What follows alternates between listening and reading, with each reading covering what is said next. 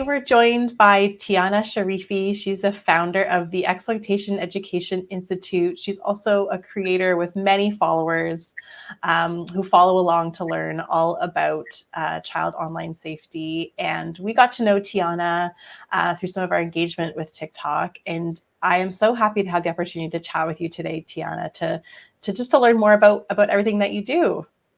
Absolutely. And I'm so thrilled, by the way, to be connected with you. MediaSmarts is one of those resources that I love to push people towards. So it's really great to be connected in this way. And I'm so excited for these series. That's great. Yeah, we've been following along with your content and your videos, and they're just so easy to understand. I think they really communicate the message so clearly. I'm curious to know how you decided to communicate in this way through TikTok, through social media, and also how you started the Exploitation Education Institute. Yeah, it's really funny because, and I think actually that this speaks to a lot, but I had a personal TikTok account and I also had a business TikTok account, and I was posting all the content around online safety on this business account. It wasn't getting that many views. And then I did one video just as a parent to other parents, and it went viral on my own personal TikTok. And so what I started to notice is that people really crave the authenticity and the personal experiences that we have the opportunity to share on these kind of platforms. And it took off from there. So I didn't really set out to, have all these videos have so many views, but it just turned out that it became a really great platform for me as a parent, speaking firsthand and providing information to other parents. So I think that's a really good point. The point about being able to relate to people, right? I think that's the great thing about things like TikTok is that it connects to people on that personal level. Yeah. And I think that people are really looking for authenticity, because on the business account, I was being very professional versus on my personal one, it's very casual. I'm not speaking there with professionalism or anything like that. And I think that, again, that speaks to some of the positivity that we see with the internet and social media platforms, is people are just looking for human connection and authenticity. Yeah, absolutely. And sorry, I think I cut you off there, but yeah, I would love to learn a little bit more about the Institute and how that got started. And yeah, super curious about that as well. Yeah, so I've been working in the field of preventing, I always have to say preventing sexual exploitation for 10 years now. And essentially I started the Exploitation Education Institute, which was formerly referred to as Sexual Exploitation Education, a few years back. What I noticed is that in the field, most of the information that was out there spoke more to the surface level issues around exploitation and human trafficking. And it was very scary and doom and gloom, and not accessible to the general public, but more so accessible to those of us who are in the field already and we know what happens, and we're okay talking about such sensitive topics. So I created Exploitation Education Institute with the aim of engaging in prevention programs, but from a lighthearted, innovative, root-based approach. So we're really looking at human behavior and analyzing why vulnerability would happen, why exploitation would happen, what is it about online and in-person relationships that leads to vulnerability. And so after spending some years, being a program director and managing programs kind of in the field, I wanted to branch out and really create new programs that I didn't really see out in the field. So what we do is we provide prevention education. We have student presentations that aren't scary, but actually approach things from lighthearted, humorous, interactive place. And we talk about consent and online safety. And we educate around 25 to 30,000 students every year. I think we've reached our 30,000 this year so far, and we're not finished the presentations yet, which is really great. We also provide education for parents. We train police officers, frontline workers, government officials, and then we also do consulting services.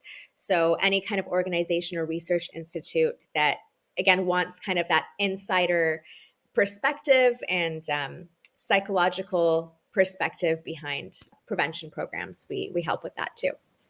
Wow, sounds very busy. And Yes. I just, at MediaSmarts, we love the idea of coming at it from sort of a positive not fear-based approach. So, really appreciate that. We know kids and youth are spending time in these online spaces, and how do we approach it from a constructive standpoint rather than, scaring them, right? Because that's not always helpful either. Yeah, absolutely. And even scaring the parents. I think that a lot of adults disengage from this kind of topic because it is so overwhelming, or there are these big words like exploitation being used. And so it's not as accessible unless it's lighthearted and again, like connecting on a human level. And I think that's what draws me to MediaSmarts too, and sharing your resources. Yeah, that's great. And I know, you're a parent. I'm a parent. We're both toddler parents. How old is your little one? She's 3. How old is yours? Mine's also 3. She's turning Okay. 4 in August. Yeah. Okay. It's, people said terrible twos, and I was like, twos are easy. And then threes came, and Yeah. they have The their own. three major, the three Yeah, major thing exactly. is real. Yeah. Exactly. And I Yeah, know, it's a fun age. from my perspective, things have changed a little bit in terms of how, I've been working at MediaSmarts for about 5 years now. I feel like being a parent, I've sort of shifted a little bit in my views, just being in the reality of it, in the day to day of managing, screen use, managing, what kind of media they're consuming. And there's still so little, and we still have, quite a lot of control over what they're doing and seeing. I can imagine, for parents of older kids, it just gets that much more challenging. So I'd like to touch on that in a minute, but I would love to just hear from you too. How has your approach kind of changed, or what has your perspective shifted to now that you're a parent yourself?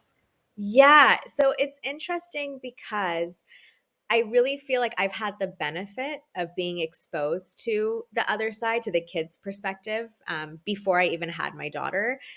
Providing presentations to kids, you get to hear a lot of the stories. You get to see what kind of, because they tell you what kind of parenting has kept them from telling their parents certain things, what kind of parenting, involves or promotes risky behavior, and what kind of parenting really helps the kids that know all the answers and know how to keep themselves safe. So I have had that benefit. I think the only thing that I've noticed has changed since having my daughter and being a parent is that I understood, and I somewhat could sympathize with the feelings, but I think now I really empathize with the feeling of truly being overwhelmed and scared about keeping your kids safe in situations that you can't fully control.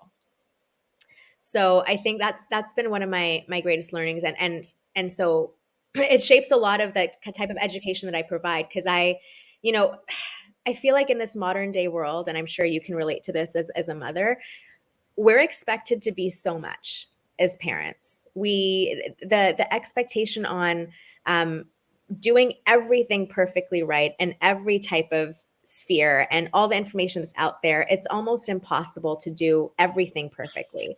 And so, one of the things that I focus more on now since having my daughter is trying to give like just tangible, specific information and advice. So, we're not just putting information out there, you should be doing this, but then not going into exactly how you could do it. So I think that would probably be one of the bigger learnings after becoming a parent myself. I really appreciate that. Like you said, there's so much coming at us, so much information, and it can be hard to know what the tangible things to do are and the takeaways are. So, I really appreciate that approach. And yeah, I appreciate that the fear does become really real as soon as you have that little life that you're protecting. So I get why, parents are so afraid. And it kind of leads me to a video I saw you posted recently, and it was addressing parents who, probably because of that fear, right? They've really restricted kids' access to devices and social media. Would love to hear your thoughts on that approach to sort of, we're banning altogether or removing access, and, what your thoughts are about that. Yeah. So what I tell these parents, a lot of them come up to me after a parent presentation, and they'll proudly say, my child's not allowed on Snapchat, or my kid doesn't talk to strangers. And the first thought that I have off of firsthand experience is that those same kids that have those restrictions are the ones that end up using those platforms on their friends' friend's device or at their friend's house. And so one of those things that I tell parents is we have to really understand what is it that prevents kids from coming forward if they need help, and what is it that promotes this risky behavior. And what we've found from kids firsthand is that it's the fear of getting their technology taken away if they make a mistake. Because that's, of course, a really important tool for them. And, the second piece also is that they will be exposed, whether you've tried to keep them from being exposed or not, they still will be. And so one thing that I tell parents is that we have to have natural consequences, but having our children be so worried that the consequence of them making a mistake is having their technology taken away, unfortunately, is counterproductive, even if it makes sense. It would make sense for me if I wasn't in this position. But one thing that I tell parents is that, yeah, you want to really have those conversations. You want to make sure that we're monitoring them and we have those limits, and do what you need to do as a parent, but make sure that we're not punishing. We're not creating a situation that a child would rather hold on to being victimized than come forward and share with you, because that's what we do see. I mean, I was just in a school 2 weeks ago where a kid had been pressured into sending nude images, and it was eating her for it was 6 months or something like that, and she chose to hold on to that and deal with all those stressors and anxiety and everything around that, because she was worried her parents would take away her device. I really tell parents that, number one, taking technology away shouldn't be a consequence. We can start to put more restrictions on there, of course. There's natural consequences, but completely taking it away creates a fear of kids coming forward, and they're going to make mistakes. We make mistakes. As an adult, I've fallen for scams online, and I'm in this field. So we don't want to be punishing the kids. And then also, we want to make sure that we educate them before they have exposure to the things that we don't want them to have exposure to. It's the same with, I think, alcohol, right? You can restrict alcohol in your home when your kids are teenagers, but you want to talk to them about drinking and partying and those kind of risks before, because you just don't know what they might be doing with their friends, or what they might be exposed to later on. Yeah, and it reflects the research that we've done with young people as well. We saw the exact thing that you're talking about, and we called it the backfire effect, right? By sort of cracking down and threatening to take devices away and that kind of thing, it impacts the trust that kids have with their parents and with each other, right? So having that kind of open dialogue, open communication really makes a difference. And the other thing that we found was having household rules in place around technology. And one of those rules being, to come to us when you have a problem, and that you're not going to face, severe punishment. You're not going to be in trouble. We're going to be here to help you. So I think that's a really important message to send to That's parents who are worried. Absolutely. And I think that just being able to speak out that I'm a safe person for you to come to is so big, because even if we don't want our kids involved in those situations, we want them to know that we are a safe person for them to come to. And unfortunately, it's not that straightforward with kids. There's so much shame and fear and worry when it comes to making mistakes like this. And so, what you're saying is so important, that we actually spell out, I'm a safe person for you to come to. And I know that there might be mistakes making once in a while, and I'm here to help you and to guide you through it. And that's so important. Yeah. And just continuing on that sort of theme around parents who are so worried, right? And you hear these stories, and like the story you just told, it's so horrible, the things that can happen to youth on these platforms. What would you say to a parent who's so worried about this, about the possibility of their kids being exploited online, and given all the stories we hear in the news, to either, I guess, make them feel a bit better about the situation, or things that they feel like they can actively do? Absolutely. The one thing, and I can say this with confidence because I've seen it from kids firsthand, the kids that really understand how to keep themselves safe, and they understand the dangers out there, and they're so foolproof almost to exploitation, those are the kids that come from the parents that constantly talk to them about the online world. And it's not just a fear mongering discussion. It's actually having conversations about the internet and, what is the internet? Who's on there? What different types of people are on there? Do they all have the same intentions that you do?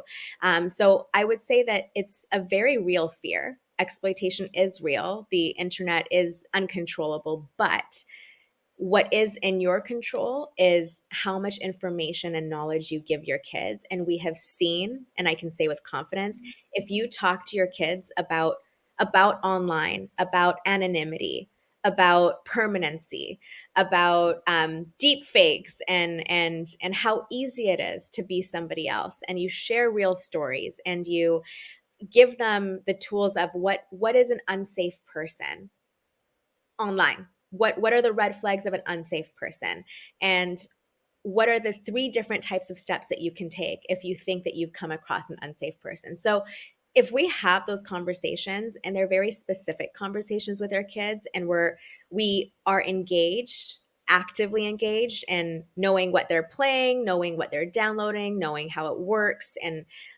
really involved in that way, it really does create a resiliency. So I would say that fear is real. However, having those conversations and being actively involved in your child's online world is very much a productive way to keep them safe.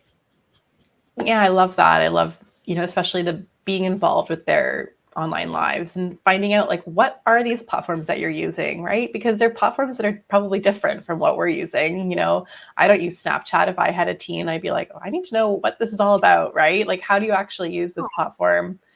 Yeah, So that's absolutely. really, And I really would say good advice. too, I think that one of those overwhelming things for parents is they think that they have to know all of the newest apps out there, all of the trends. And I go, no, it's impossible, because something else is going to come out every single day. You just need to know what your kids are on. And I just did a video on TikTok. Actually, it has 800,000 views now out of, I think it was posted 4 days ago, talking about online gaming. And this is what I love about TikTok, is that I have so many comments from parents sharing those strategies that they use to make sure that their kids are safe. And so some of those things, again, coming back to having conversations and being involved, some of those things are parents who play the games that their kids play with them. So, you're on Roblox, I'm going to play Roblox with you. You're going to play it in the living room so I know exactly what's going on and we can chat about whatever we're seeing. Or the parents that make sure that they're seeing what their kids are downloading, and they're not allowed to use it on Wi-Fi, or they're not allowed to. They have certain restrictions in place, but their kids still have the access to those platforms. Yeah, I think that's a really, really good point. And the other thing that I think can be overwhelming for parents is that every app or platform seems to have some sort of different safety controls. So you have to kind of play with them and learn them. But some of them are a little more straightforward than you would think. So we've, looked at TikTok's safety, center. We've looked at YouTube Safety Center. And so I think it's empowering parents that it's not as complicated as you might think at first. So if you just go in, tweak the settings, like there's some easy ways to sort of limit some of the content that a teen might see depending on their age. Yeah, absolutely. And I think it used to be harder even a few years ago, but more recently, I feel like most of these larger platforms have some kind of safety manual or parent manual or something. And so, yeah, it's a great tool for parents to use. And I think also not just using those tools and the parental controls, but communicating to your kid why you're using them. What is it that you're preventing them from having access to, and why? I'm so glad you said that. I was nodding along. We try to really communicate that to families as well, because that again builds trust, right? It's like, this is why we're setting up these controls. This is what we can see. And this is because you're starting out and you're still learning how to use these platforms. And eventually it's kind of like training wheels, right? Like eventually they'll be old enough that you won't need to be monitoring and you can have that open conversation. And one of the things you talked about earlier in terms of having consequences if something happens. And one of those consequences might be we got to put those training wheels back on. And, I'll just have to be keeping a closer eye on some of the things that you're doing. And it's not a punishment. It's just, the reality of the situation, right? Yeah, absolutely. I love that. Okay.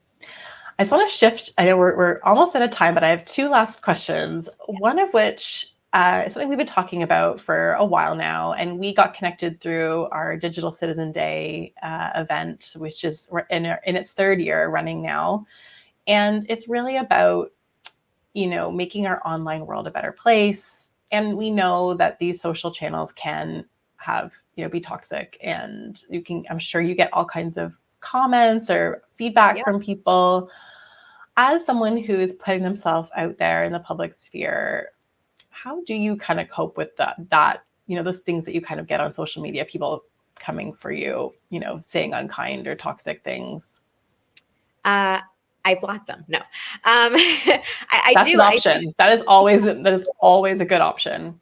I try and be mindful of what it is exactly that I'm wanting to address. So if it's something that's absolutely vulgar, I'll delete it. I'll block that user. It's just not worth anybody's time. But sometimes you have people, and this is a part of, like, for me, I contextualize.